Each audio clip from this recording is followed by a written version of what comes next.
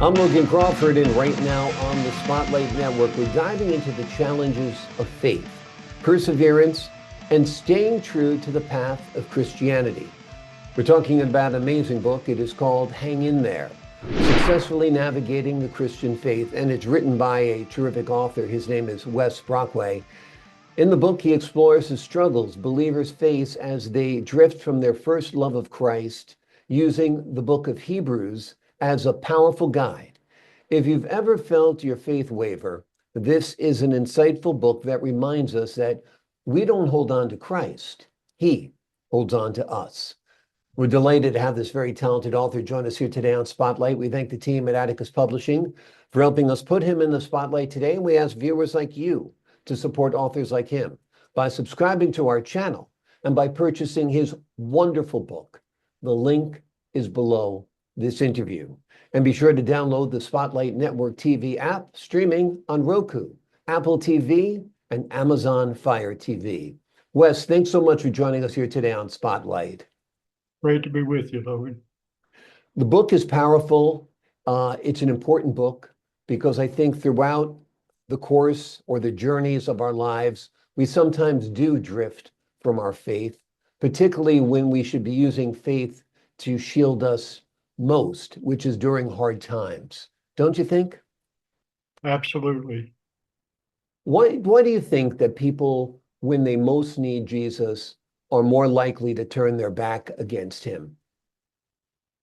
I guess we fall back on primitive instincts of trying to handle problems ourselves, trying to answer that instead of calling on that higher power. We kind of forget and just revert back to what we're used to doing. Yeah. And I think some people perhaps even get angry at times that God or Jesus let this happen in their lives. Why is my wife sick? Why is my child injured? They can't understand. They feel like they've led a good life. They've led a life filled with faith, of devotion, yet still bad things happen. And that's always been a mystery. Why do bad things happen to good people? How do you answer that question? Why do bad things happen to good people? Well, bad things happen because there's evil in this world. A lot of people don't want to acknowledge that. They want to think that, I don't know, it's just an inert society, but we have evil, we have wrong on a spiritual level and on a human level, and that causes problems. And it dates all the way back to Adam and Eve, where they fell in the garden and sin entered our lives. When that sin entered, that's when problems came. And it is natural and common to fault God for that. But that wasn't his plan from the very beginning. He created a perfect world, and we messed it up. And so we're facing consequences now, but he's there to see us through those if we will turn to him and trust in him. Exactly. We strayed, he did not. In the book, you use the metaphor of a car journey to describe drifting away from faith. Talk to us a little bit about how that imagery connects to the spiritual life. Well, I am a car buff. I have one that I've restored and I enjoy, so I enjoy driving. And so that was a natural connection for me.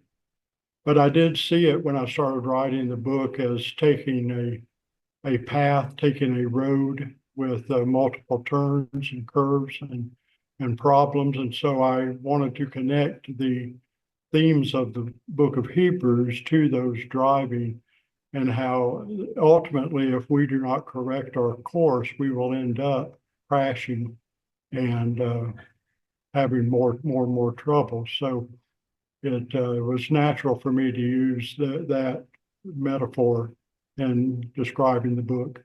Yeah. Many believers struggle with doubts and what you might call spiritual fatigue.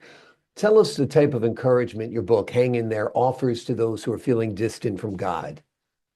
What the book puts forth is that Jesus is capable. And it talks about that in the book. Hebrews was written to the Hebrew Christians. And so they used a lot of Old Testament analogy that Jesus was greater than Moses, their greatest prophet, greater than the priest, greater than the angels. And so since he is greater, since he is the creator, since he is God, he is capable to meet our needs and to take care of our problems as we rely on him, that he is capable. Yeah, absolutely. The book of Hebrews is central to your message. Why do you think this particular book is so crucial for Christians today? Because it's right where we live, and it's where we all reside. This is something mankind has faced over the years of turning away from God. God would do a great thing in their life, would provide for them, but then as time passes, and unfortunately, as we become prosperous, we tend to forget that we need him. And so then tragedy comes and we're not prepared. So this book is very necessary today as it was 2,000 years ago, because that is a typical path that we take of drifting away, of denying God, or like you said, of getting angry to where we then defy him and refuse to listen, but he's always there, ready to redeem, ready to help. Talk to us a little bit more about the book of Hebrews for folks at home who are not acquainted with it. Can you give us a little overview? Sure. The book of Hebrews was called that because it's written to the Hebrew Christians of the day. And they certainly faced a tremendous challenge because they had left the Jewish faith. So their Jewish brothers and sisters were unhappy with them and thought they were being blasphemous. And then the Christians of the day, the Gentile Christians, were suspicious of them having come from the Jewish. So they were kind of in a no man's land, or nobody wanted to call them. So they faced extra challenges. The book of Hebrews was written to them. We're not sure of the author. Some think Paul, some think Apollos. That doesn't really matter. The author ultimately is God, who gave the word, and he addressed the needs that they had and the needs that we have today by answering Jesus, who he is, and that he is capable. In your book, you highlight that staying steadfast in faith is not about our own efforts, but Christ keeping us. How does that change the way that believers should approach their walk with God? One of the things that can really help that is if we'll really understand what Jesus was teaching in John 14, 15, and 16, that when he left, he sent us the Holy Spirit to abide within us. And so every Christian has that element of God within themselves. And it strikes me that is one reason when Jesus said, I will never leave you nor forsake you, that's why, because he's in us. We have his wisdom, his power, his knowledge, all present within us, ever present, ready to help us, ready to strengthen us. And we just need to learn to rely on his strength instead of our own strength, knowledge, and wisdom. What role does community play in keeping Christians from drifting, and how can churches better support those who are struggling? The community of Christians can be very supportive. Of course, the world is pulling us away, telling us that there are different things we need to trust in, science, ourselves, humanism. But the church, as a body of Christ, can support each other as we understand we're all different, but we have similar problems. We go through these trials, and we can go through those together to where the church body, the congregation, is a support body offering prayer, which is very powerful. That's reaching out to God and offering direct encouragement and help. And so the church as a body supports and uplifts and helps us through those times in understanding, but it also in offering concrete assistance. Absolutely. Now, you've worked in ministry for years. Tell us a little bit about your background. I come from a minister's background. My father was a minister, but I had not thought that I would go into ministry. But then in my 30s, God told me that that's what he wanted me to do. So I proceeded to get the education, and I've been working in the field of ministry for some 40 years now, pastored several churches, done other ministry jobs, minister of music, But it's all related to sharing the word of Christ with people and helping them know that he is their ever-present help in danger and in good times and bad. And it's given me the opportunity to work with a lot of wonderful Christian people that I've seen struggle and that have needed to be reassured that they can trust in God and follow him all the way. Absolutely. Talk to us a little bit about your personal experiences and how they shaped your understanding of spiritual endurance. The going through trials shapes endurance. The Bible talks about that we go through various trials, but they strengthen us. That perseverance comes through persistence. One of my favorite words in life is being resolute, not getting overly anxious, upset, angry, but just sticking to the course that we know is true. And in my life, I've gone through several challenges with health issues for myself, for my wife, for my children. And by staying resolute and trusting in God, he's seen us through all of those. Again, the rain falls on the just and the unjust. We've gone through troubles, but going through those troubles has reconfirmed to me that I can trust in him. He is sufficient, and he does want to help. He does want me to have a good, abundant life. And I've seen that over and over as we've gone through these various trials. Yeah. You've mentioned you've had health challenges, your wife has had health challenges, your children. I guess you've lived long enough, all of us will have health challenges from one time or another, or at one time or another. What advice would you give to somebody who is struggling with their faith because they feel like they've been dealt a bad hand? One is to use a phrase, don't throw the baby out with the bathwater. And in this case, the baby is God. Yeah. He is the supreme creator. He created this universe. He sustains it by the power of his word. He has seen thousands and millions of people through. You're not alone. The trials you're going through are common to man, and he will strengthen you and enable you to be able to see through that. The other thing is to find a group of supporting people to remind us of that, to encourage us. And so that's why it's really important to get into church, a good church that will give you that encouragement and support. So many people pull away from the church. And it's easy to complain about the church, to complain about the people, because we are people. We do fail. We are weak in some cases, but a good, strong church can support us and help us, and the good ones are out there. So don't throw God out because you're angry with him or you think he's being unfair.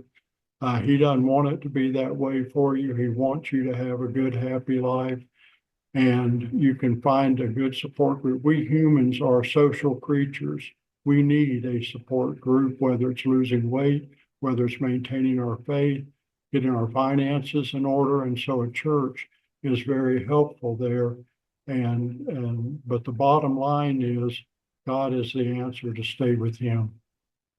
It's a tough time for the church. COVID was a huge 1-2 punch that people got, the okay from government to close the church. Keep the strip joints open in Vegas, but close the churches. It's COVID.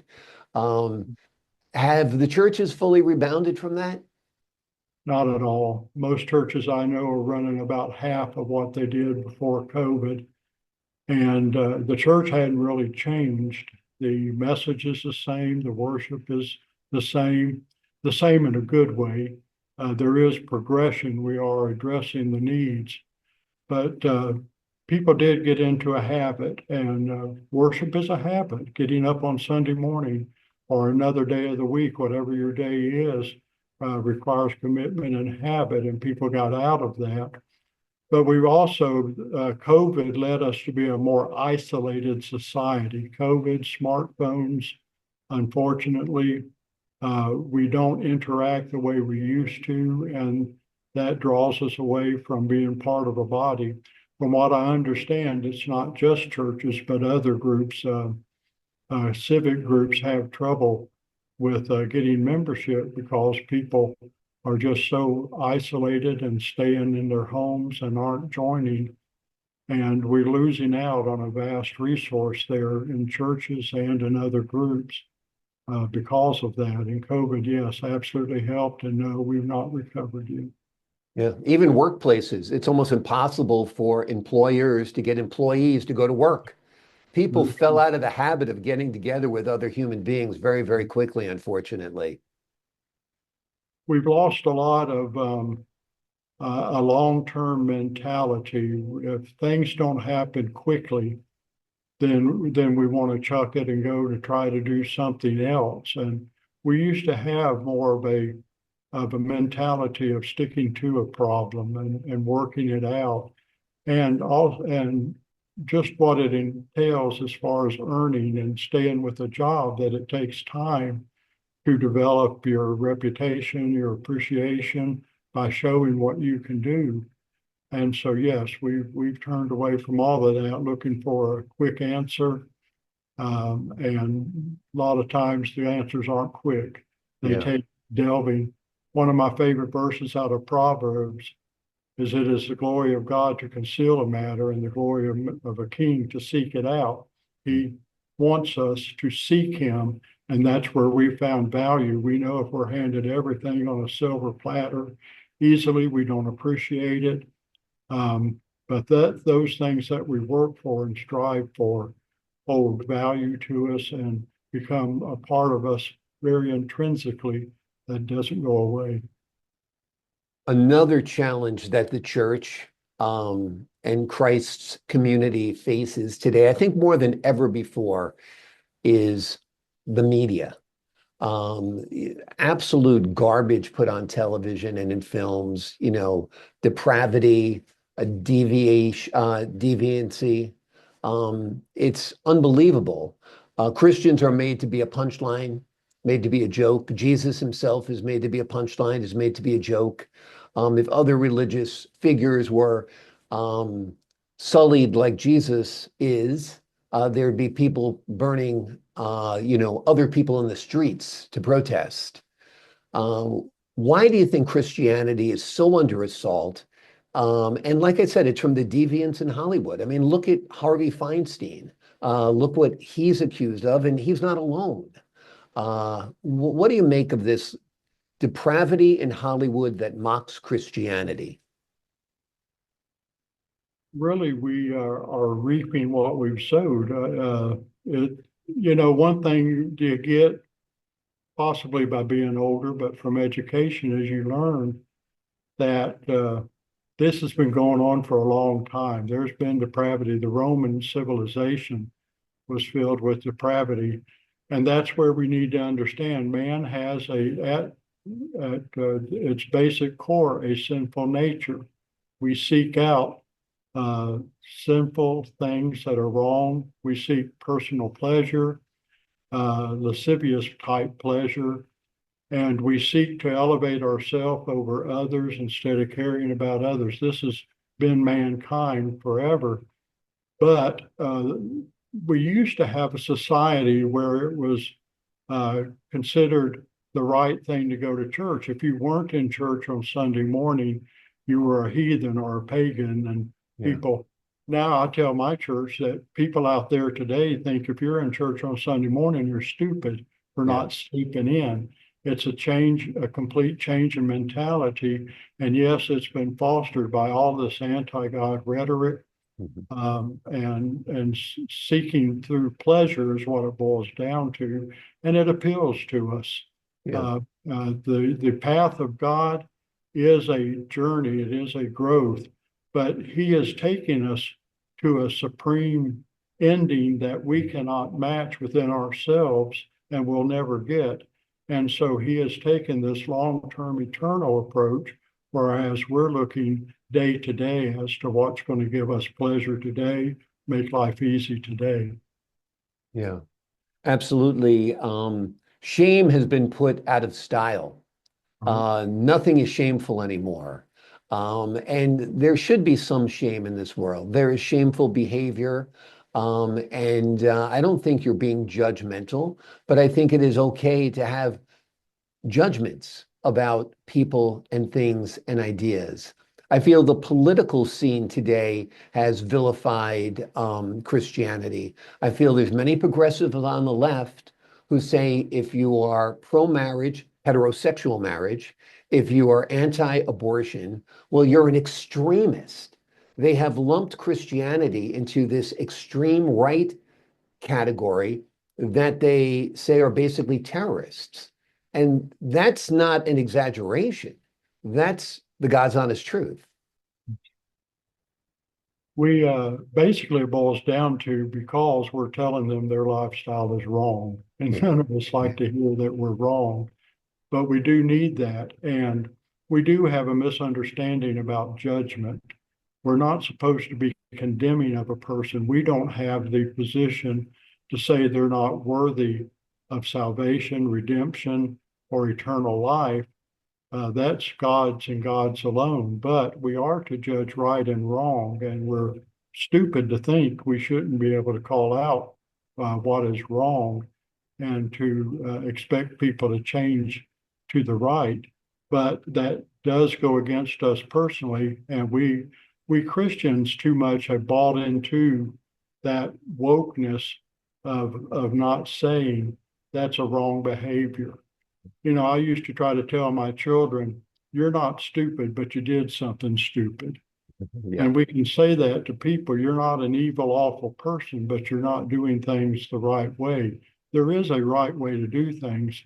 If we're going to be in sports, we have a coach that tells us how to dribble the ball, how to pass a football, these kind of things, because there's a right way to be effective. And it's the same thing in the Christian life and in our life in general. There is a way to treat people. There is a way to have peace, but we need to learn that and practice it. And but again, I think it goes against our basic tenet of that's not taking care of me, and I got to watch out for number one, is what we've heard over all these years instead of listening to number one. exactly. Exactly. Not being judgmental doesn't mean you can't have opinions, doesn't mean you don't know right from wrong. And there's certainly a lot of wrong that is being perpetrated on the world today in the guise of wokeness. Let's talk about spreading your message. You've produced radio programs, podcasts, a YouTube channel. You're trying to reach the masses through a digital means, right? That's right. Yeah. I am a technological person. I do enjoy all of that. And so that bends to that, but it is with the desire to get the word out. And some churches are stopping to doing the live streaming. They're afraid that it's keeping people from church. But we live stream every Sunday, and it's I've got people around the world, Kenya, others that are watching. I've been contacted by a pastor in Pakistan. There are people around our world wanting to proclaim Jesus Christ. And so using this medium like your TV show here is a way to get that word out. That's where people are going today. Again, I've got a lot of seniors in my church, and I try to remind them if a person is under 50 years old, let's say, the first place they look is to the internet to see what a church is about, what a person is about. That's where we've got to go to.